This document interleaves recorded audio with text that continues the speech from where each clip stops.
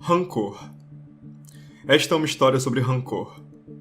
Ela aconteceu num pacato condado, bem ao norte de Oru, lá entre os picos e montanhas de Val das Covas. Quem conta essa história nunca sabe bem por onde começar ou onde terminar. Eu, pessoalmente, sempre gosto de começá-la com o pecador na nave da igreja. Na calada da noite, quando até os cães já tinham ido dormir e o único som que perturbava a cidade era o ranger constante do moinho d'água, ecoando solitário mais abaixo no vale. Contudo, no teto alto da igreja, ecoavam os murmúrios de perdão daquele homem, que justo naquela noite decidira confessar-se perante o Eterno. Mas havia um outro som. Era um som suave e reverberante, que lhe chegava aos ouvidos quando parava para respirar. Contínuo, baixo e indistinguível. Preenchia o ar ao seu redor como se fizesse parte da própria atmosfera do templo. Uma voz, talvez, não mais que um sussurro. Ele terminou sua prece, de joelhos, e levantou-se diante do altar. Tudo ecoava no silêncio, e o sussurro persistia. Assim, ele foi até uma das sombrias laterais da nave e caminhou, com as mãos nas paredes, lenta e cuidadosamente, tentando identificar qualquer sentido naquele murmúrio perturbador.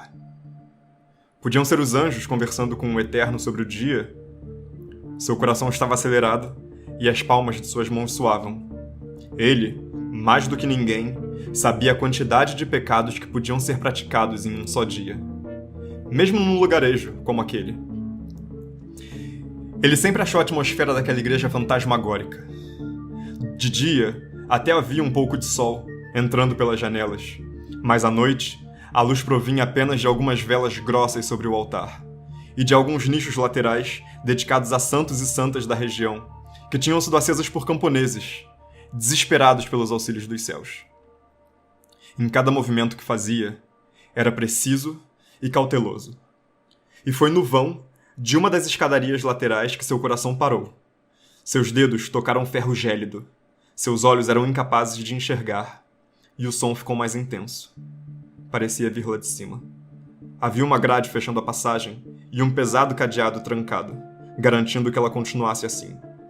O homem pensou em chamar o padre, que morava numa casinha logo depois do pomar, onde vivia também uma governanta que não lhe deixava faltar nada. Se a porta está trancada, pensou, apenas os espíritos poderiam ter entrado lá.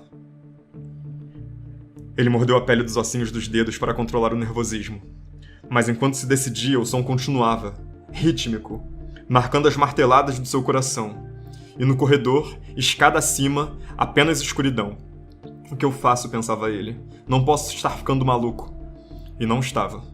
O som aumentou e logo diminuiu. Parou. Ele não tinha reparado, mas nem respirava. Ao dar-se conta, deu também 2 passos para trás, puxou o ar e pensou em correr dali, mas ouviu um trinco de porta abrindo lá em cima. Espíritos não usam portas, murmurou para se convencer. O padre está em casa. Eu vi a luz da lareira quando cheguei. Virou-se de costas e caminhou decidido até a porta de entrada da igreja.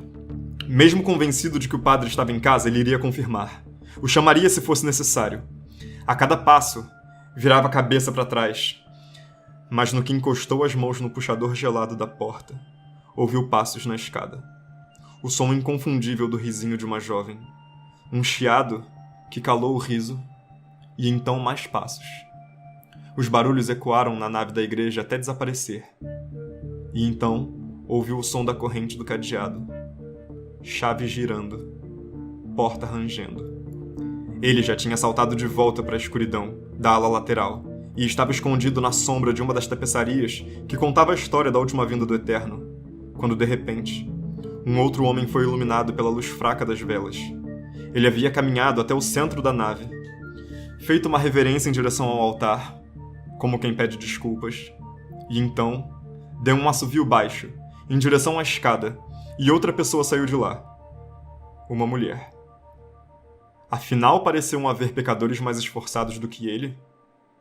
Certificando-se de que estavam sozinhos, aquele homem fechou a porta, agora sem tanta cerimônia, A mulher se agarrou em seus braços, rindo com mais vontade, e disse: Ainda não consigo acreditar. Uma pesquisa noturna, você disse. Nossas almas pecadoras irão pesar, mentindo para o Padre e para o Eterno? Para o Padre, talvez, mas o Eterno tudo vê e tudo sabe. Não há como enganá-lo. E os dois se ajoelharam na frente do altar para se retratar. De nada serviria tentar enganá-lo.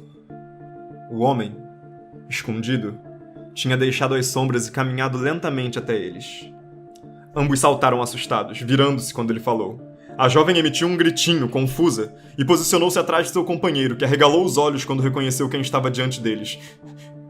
Eros? Eros? Ele foi pego tão de surpresa, tão de repente, que sua exímia cara de pau ficou tão oleosa que refletiu o terror de seu coração, e não conseguiu falar mais nada.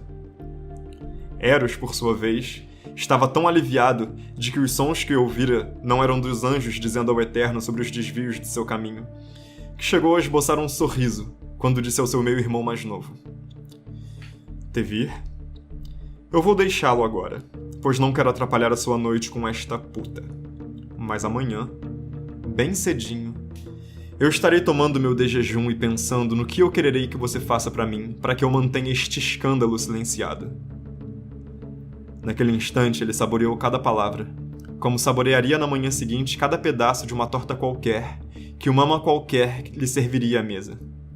E então, você virá até mim, como um cachorrinho, e implorará, para que meu plano de deixar este lugar se concretize, e nunca mais eu tenha que olhar para sua cara nojenta, que só me faz lembrar de nosso pai.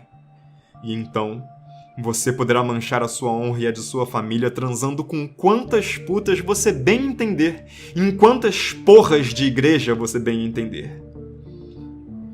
Tevir apenas tremeu, apertando a mão de Alena sobre seu braço, enquanto Eros se afastava.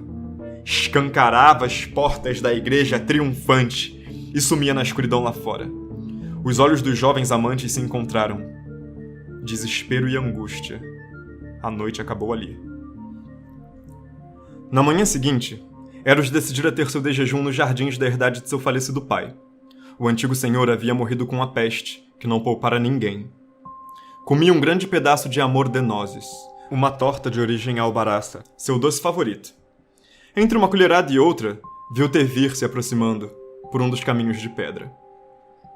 Eros era mais velho, com seus 30 e pouco invernos, filho primogênito do antigo Lorde, mas sem qualquer direito, por ser bastardo, filho de uma camponesa.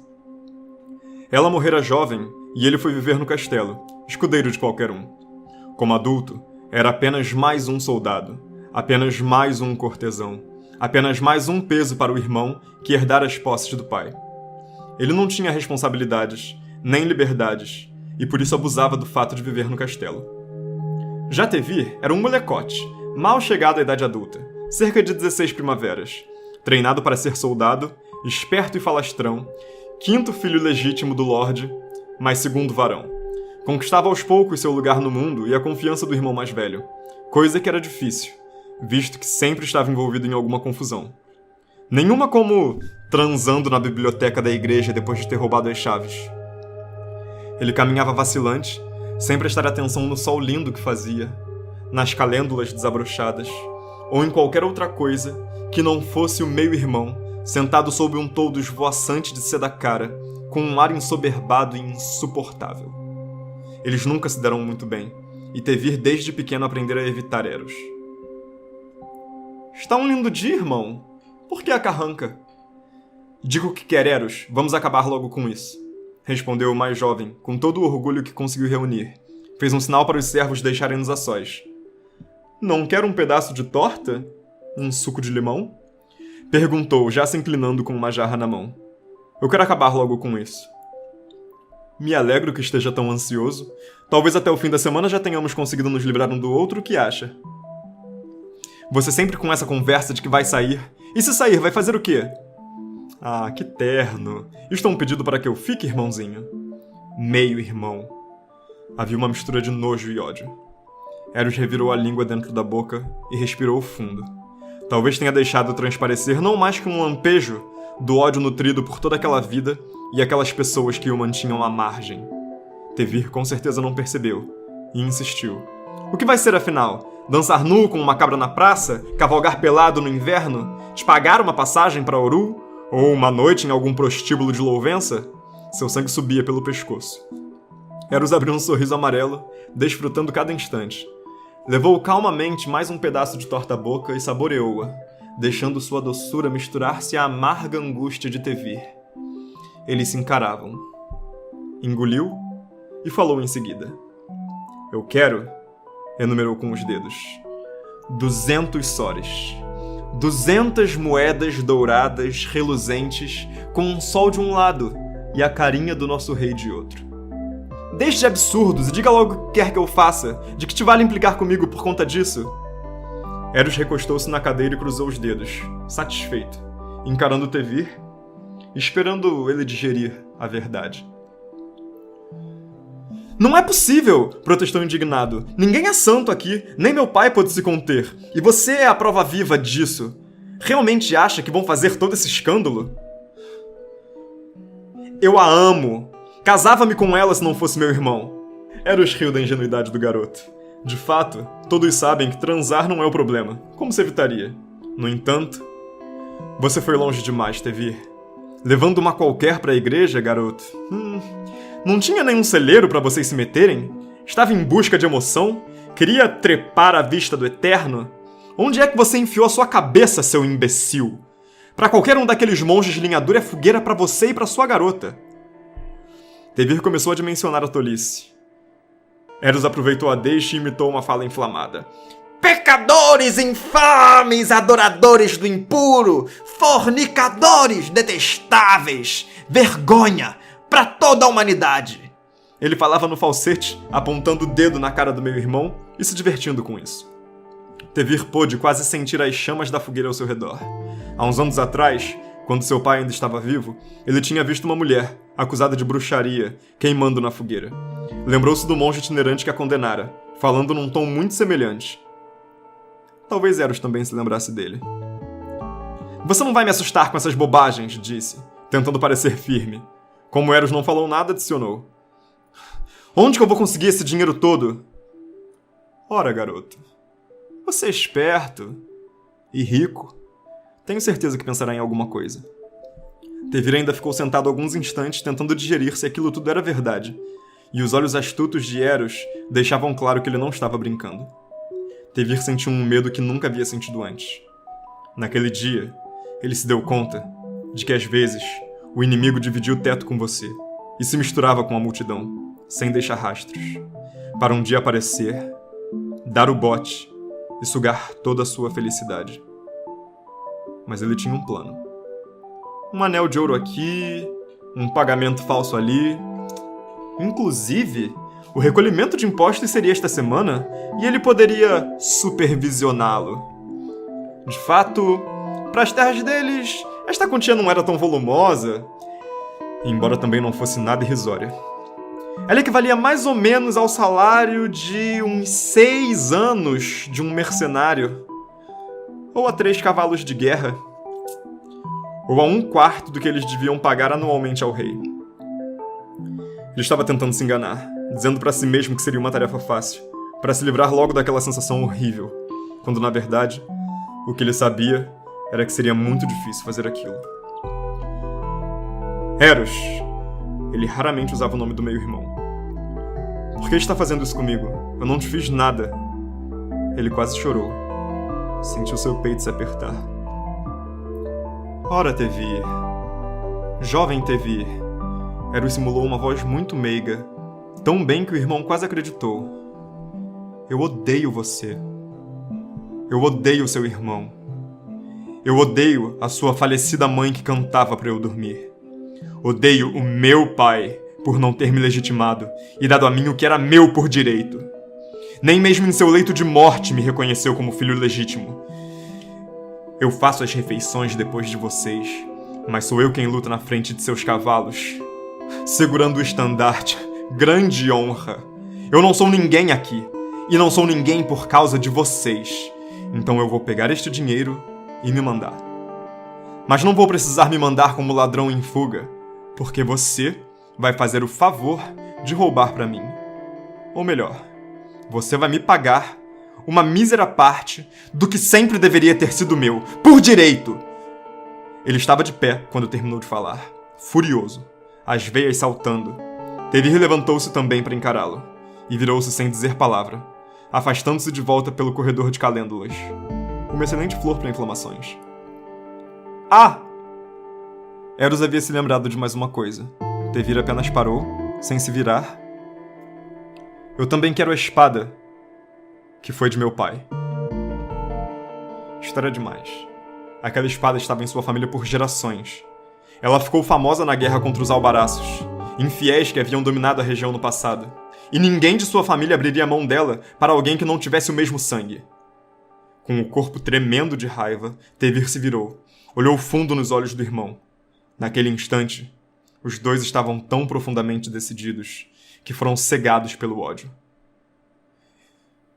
Eu vou conseguir o que você deseja. Me encontre no Monte das Pedras, à meia-noite, na lua nova, e nossa história terminará. Cada um seguirá seu caminho. É isso que você quer, não é? Sim, irmãozinho. É isso que eu quero. Os dias se passaram, a lua minguou, os preparativos haviam sido feitos. Eros tinha mandado fazer uma carroça e preparou-a com 2 cavalos e mantimentos para a viagem. Tevir tinha juntado ao longo das semanas pequenas joias da casa e uma algibeira com moedas de ouro desviadas da coleta de impostos.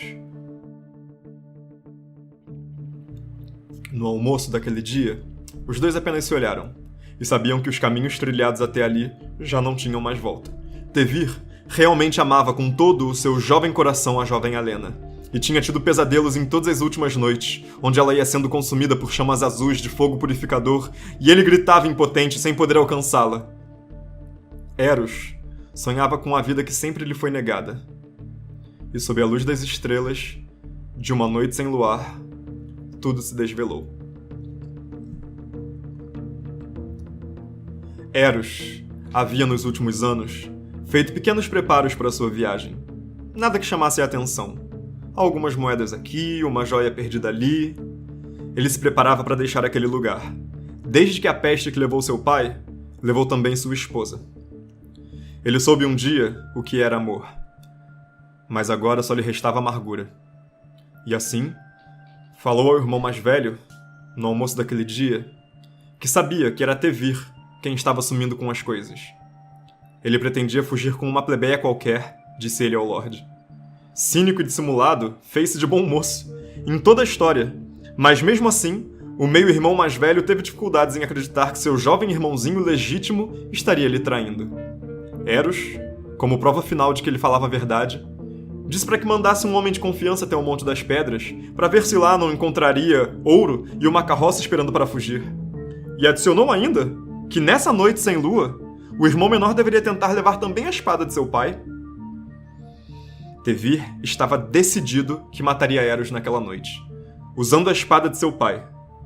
Ele era mais jovem, mas lutava melhor, e contaria com a ajuda de Alena para fazer uma emboscada no Monte das Pedras para seu meio-irmão. Quando Alena chegou ao Monte das Pedras, com uma besta carregada, viu um soldado mexendo na carroça. E de uma só vez entendeu a armadilha na qual seu amado havia caído.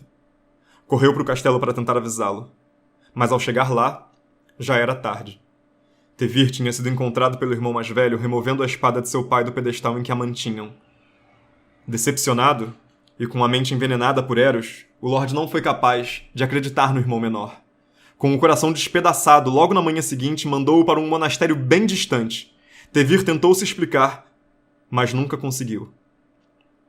Eros passou a ter a confiança do Lorde, e com isso mais autonomia e liberdade. Passou a ser seu representante em terras distantes, viajou por muitas bandas e enriqueceu. Quase não parava no castelo de seu falecido pai. Anos depois, o Lorde veio a falecer num confronto e seu filho ainda era muito jovem, de modo que Eros foi nomeado seu regente.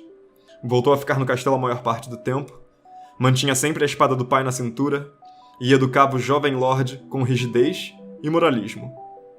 Ele já estava velho e cansado, e mesmo ainda amargurado, cinza e seco, Tentava se convencer de que havia atingido a felicidade. Mas o Eterno o observava, e ele sabia disso. Numa noite de tempestade, uma das servas do castelo que nunca tinha lhe chamado muita atenção entrou no seu quarto. Os trovões e a ventania lá fora ocultavam os sons dos seus passos. Num dos clarões, ela observou com ódio seu corpo adormecido. Noutro, ela pegou a espada. E então, a enfiou em sua barriga, em sua garganta. E enquanto ele se contorcia, sem nada enxergar, ela continuou estocando com toda a fúria de seu coração. Num último clarão, Eros já não era mais. E aquela mulher era Alena. Ela fugiu naquela noite. Sua vingança havia finalmente se concretizado. Ela já não era mais a jovem alegre do início da história. Ela era uma mulher que carregava rancor. E mesmo assim, ia direção ao monastério para onde havia sido mandado Tevir. Eles finalmente poderiam se reencontrar. Ela o tiraria de lá e eles retornariam para o castelo onde Tevir agora governaria soberano.